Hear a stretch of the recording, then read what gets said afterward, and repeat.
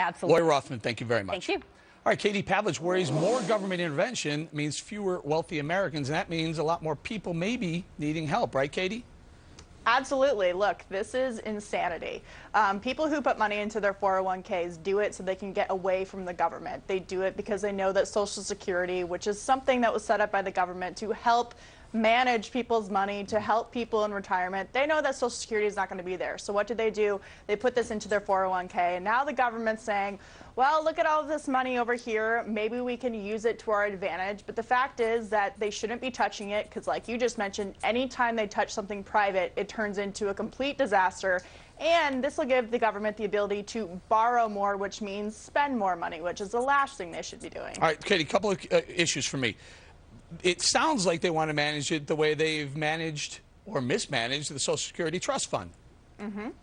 Well, yeah, I mean, that's exactly what the government does. So the Social Security system was set up, as everyone knows, to pay for your, some of your retirement when you get older. But the fact is that that's been a slush fund for other programs. The whole lockbox notion has never worked, and now that money's not going to be there. And so they're looking at the 401k as essentially doing the same thing. And let's not forget, this isn't the first time the government's been eyeing the 401k system. Just a year ago, they looked at it in terms of maybe getting rid of some tax incentives that were good for people that encouraged people to save.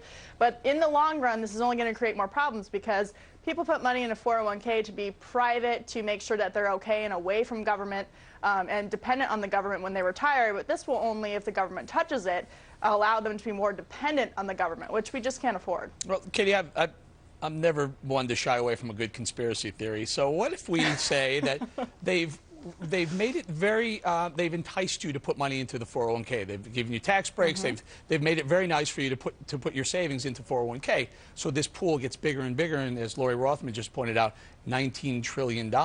So this big pool gets bigger, and maybe they do want to manage it. Maybe they want to get their grimy little hands on it.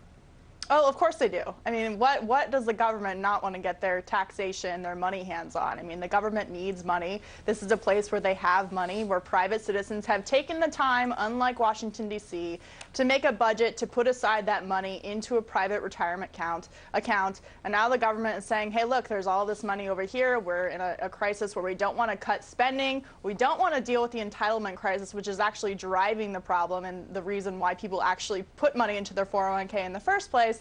And of course the government's interested in this. They never saw a dollar they didn't want to take advantage of. Katie, I got about half a minute or so. You want to comment on the fact that President Obama missed yet another budget deadline today?